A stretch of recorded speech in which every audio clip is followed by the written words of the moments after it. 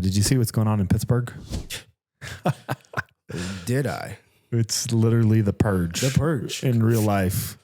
There was some commentary that came out from the police department specifically talking about how, due to our wonderful idea that we're going to go and get rid of the police, or at least reduce the number of them, that they are now overwhelmed. And so they're going to have to make some adjustments to prioritize certain calls over other calls. Mm-hmm. We're going to watch this. Well, before we watch it, I just want to give a shout out to Libs of TikTok. These guys are.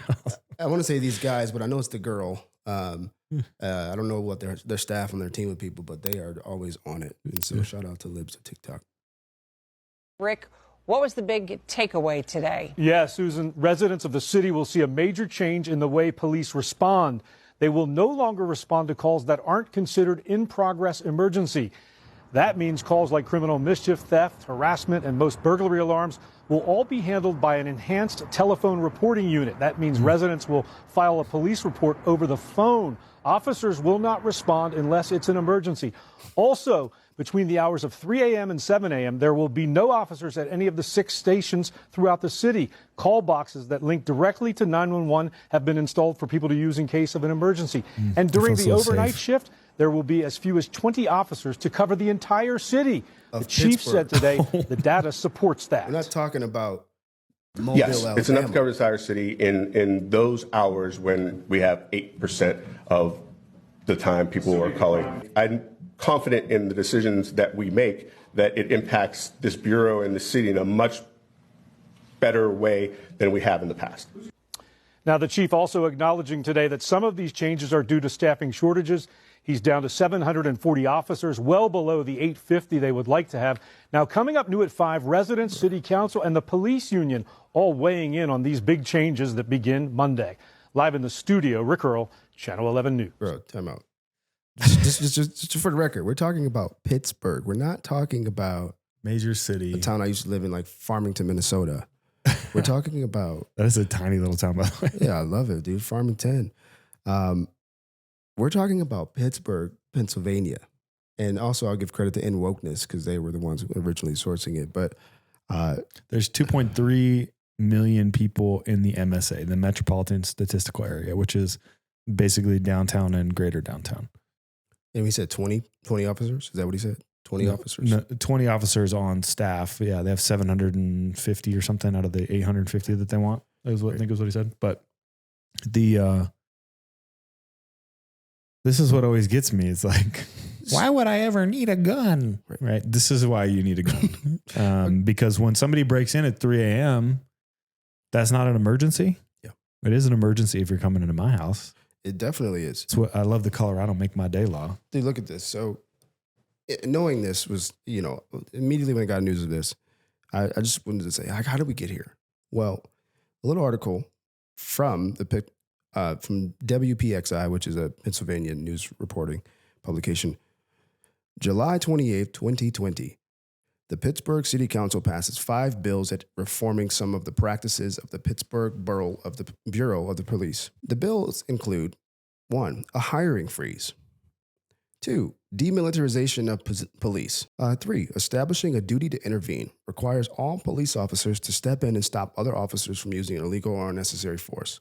Stop the Violence Fund. Instead of funding the police, requires the city to dedicate 10% of budget annually for evidence-based violence prevention social services programs. Then 5, banning chokeholds. Ban chokeholds from being used by officers. The point there, this started years ago. You reap what you sow. This is the point. It's like this started years ago. This was 2020 when the city council started bringing these bills. And you wonder why a guy can't fill spots? He can't meet his quota? Yeah, why would you want to go be a police officer there? Right? No, thanks. I'm good.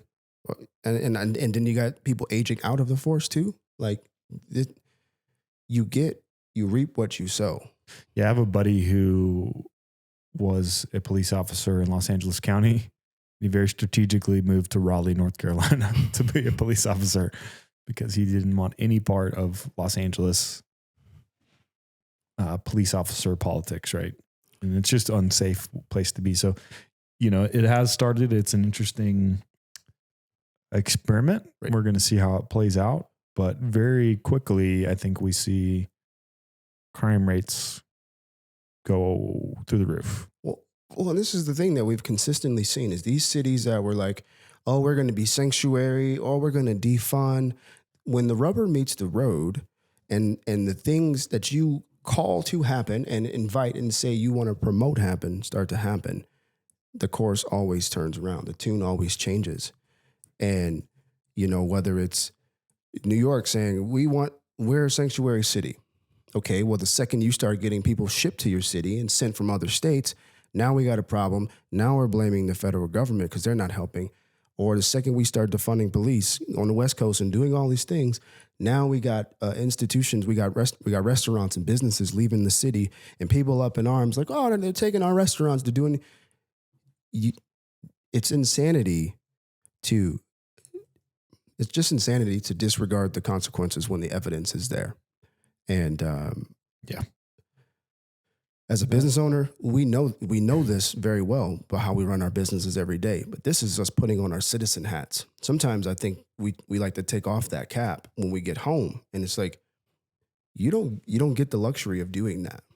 You know, you just don't get the luxury of doing that. And the other impact about that is, you know, people will start to not move there, not build businesses there, not own or buy real estate there, and so it'll be left to the rest of the government to effectively take care of that place. I mean, it's not like Pittsburgh's balling out of control anyways in terms of that's the point, right? Economic value, but yeah, it's just only going to get worse from there. And, so, you know, it's hard to not laugh at some of this stuff because it's just wild to me. I don't understand what they think the end game is on that, but and also like it always cracks me up too that they post these things too.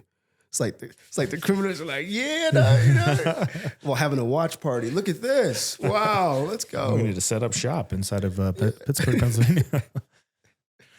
Don't you got people in Pittsburgh? Yeah, I do.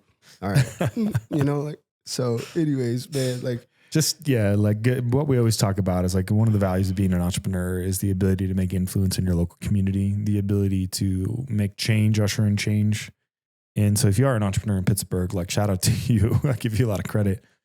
Sometimes, you know, it's going to be up to you to step up and actually, you know, run for mayor and actually make some of the change and champion the change that you want to see. Otherwise, you know, you made your bed, shut up and speak now or forever hold your peace.